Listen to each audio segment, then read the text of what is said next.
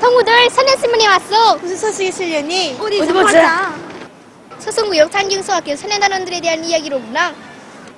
여기 봐. 학생 소년들의 친근한 길동무인 이 소년신문이 창간된 때로부터 70년의 세월이 흘렀습니다. 70년. 그 숫자만 불러보아도 이 신문에 깃든 절수제 위인들의 후대관, 미래관으로 가슴 뜨겁습니다.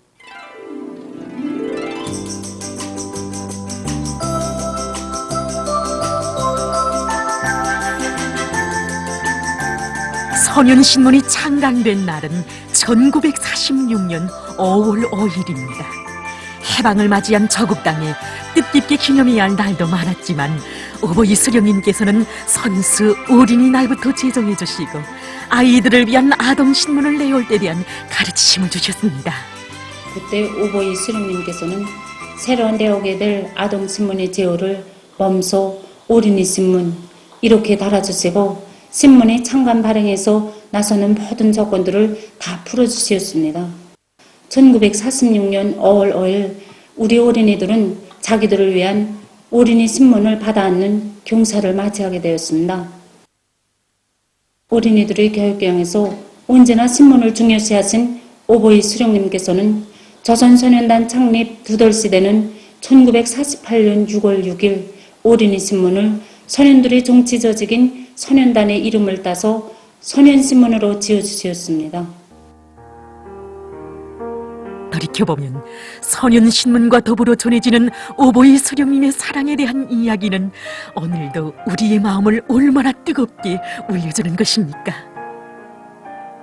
언제인가 신문 종이의 질이 좋지 못한 것을 보시고 어린이들의 눈이 나빠지겠다고 걱정하시며 아무리 힘들어도 아이들의 신문만은 좋은 종이로 만들도록 은정어린 조치를 취해주신 이야기. 가열한 저국해방 전쟁 시기 그처럼 어려운 때에도 군수물자를 나르는 차에다 신문을 실어 나르도록 하는 역사의 전무후무한 전시 청소년 출판물 소송 체계까지 세워주신 이야기.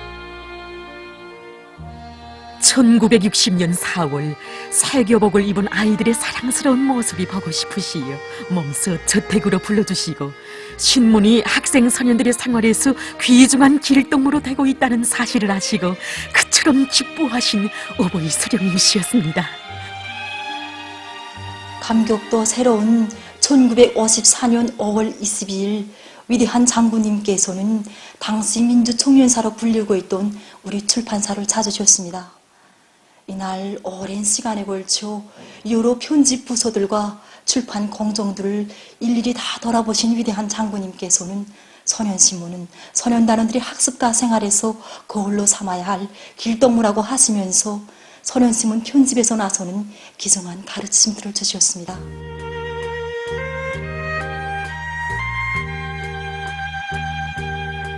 창간 예순들을 맞으며 소년신문 편집국의 기자 편집원들이 올린 편지에 사랑과 믿음의 친필도 새겨주신 위대한 장군님. 지구상에는 아이들을 위한다는 형형색색의 출판물들이 있지만 우리 소년신문처럼 절제비인들의 현명한 영도와 따뜻한 사랑 속에 자랑찬 행로를 수놓아온 영예롭고 존엄 높은 신문은 그 어디에도 없을 것이라는 생각으로 가슴 뭉클 젖어옵니다. 온 나라의 관심 속에 진행됐던 조선소년단 창립 66돌 경축행사의 나날 경연은 원우수님께서는 소년단 대표들 모두에게 소년신문을 안겨주도록 세심한 가르치심을 주셨습니다.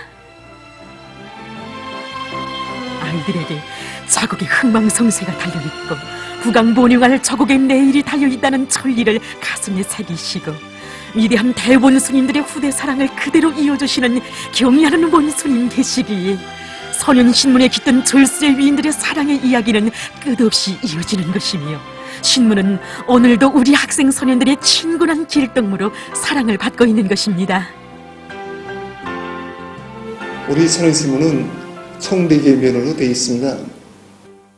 1면에는 보도기사들을 사진들과 함께 편집하고 2면에는 절세위인들의 위대성 기사들을 주로 편집합니다.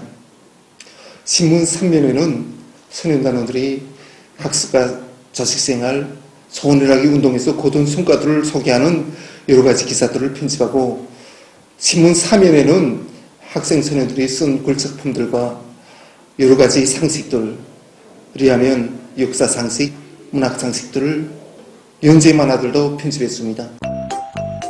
2012년 9월호에 실렸던 서계 기사. 그럼 공자고는 뭐나의 한 대목을 보기로 하겠습니다. 유치원생인 육지배가 우리 집에 와서 어왕 속의 공자고를 구경하고 있었습니다. 그런데 이때 텔레비전에서 곱등어는 물고기가 아니라 짐승이라고 소개했습니다. 물에서 헤엄치며 사는데 왜 물고기가 아니나? 나는 물고기처럼 생겼어도 새끼를 낳는 것은 다 짐승이라고 설명했습니다. 그럼 공자고는 뭐나? 나는 그만 말문이 막혔습니다. 물고기는 분명 알을 낳는다고 했는데 공자고는 새끼를 낳으니 이것도 짐승인가? 다음 날 선생님에게 물어서야 나는 물고기 가운데도 새끼를 낳는 것도 있으며 새끼를 낳아 젖을 먹여 키워야 짐승에 속한다는 것을 알게 됐습니다. 옆집 동생 이 물음을 언제나 잊지 않고 그때부터 나는 여러 가지 책들을 열심히 읽었습니다. 그럼 학생들 속에서 많은 사랑을 받은 이 기사를 쓴 주인공의 얘기를 들어봅시다. 그 학생은 정말 여러 분야의 책을 많이 읽은 박식가였습니다. 그때 내가 그 학생에게 본래부터 그렇게 책 읽기를 좋아했는가고 묻자 그 학생이 대답이 아주 흥미있더란 말입니다. 최동생이라서 자처하던 자기가 옆집 동생의 물음에 제대로 대답하지 못해서 망신했다는 것과 그때 막 창피스러웠고 그래서 그 다음부터 여러 분야의 책을 많이 읽었다는 것이었습니다. 그때 그 학생이 교훈적인 이야기를 그대로 쓴 것이 바로 이 기사입니다. 학생들의 교육 교양에 이바지하고 학생들이 즐겨 읽는 기사를 쓰기 위해서 심심산골의 학교로부터 등대성의 분교에 이르기까지 그 어디든 찾아가 하나하나의 기사를 완성한 선현신문 편집 집단의 일꾼들, 새 세대들을 선군 혁명의 계승자로 키우는 데서 자기들이 맡고 있는 임무의 중요성을 깊이 자각한 이런 일꾼들이 있었어. 지금 우리 학생들 속에서 선현신문에 대한 인기는 날을 따라 더욱 높아가고 있습니다. 나는 서학교에 입학한 첫날부터 선현신문에 실린 모범 선현단원들처럼 공부도 잘하고 선현단적 생활도 잘하며 좋은 일을 더 많이 차지하기 위해 애썼습니다.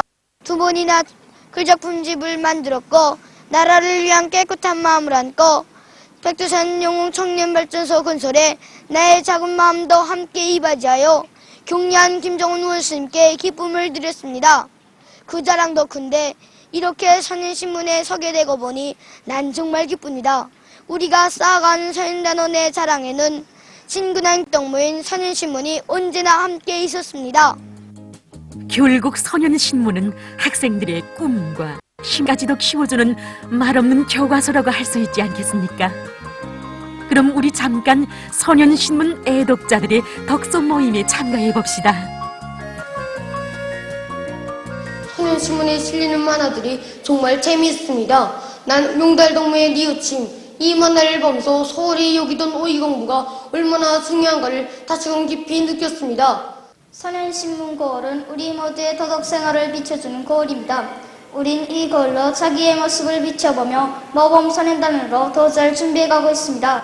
풍소군의 온화한 분단장 동무가 분단의 한 동무를 비판이 아니라 사랑과 정으로 도와주어 모범 학생이 대기한 기사를 나는 정말 감동 깊이 읽었습니다.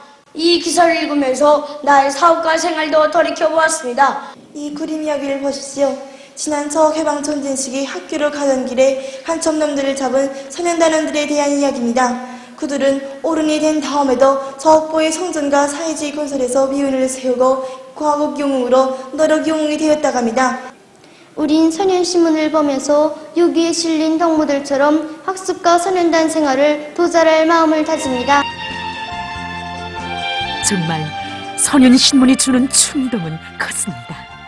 너도 나도 신문의 주인공들처럼 살겠다는 그 마음이 얼마나 기특합니까? 이렇게 학생들의 친근한 길동무, 말없는 스승으로 자기의 본분을 다해왔기에 이 신문을 보며 자란 선인단원들 속에서 금교의 위훈으로 저국을 수호한 영웅들도, 저국의 부강본영에 이바지하는 이름난 과학자, 발명가들도, 우리 시대의 수많은 주인공들도 자라난 것이 아니겠습니까?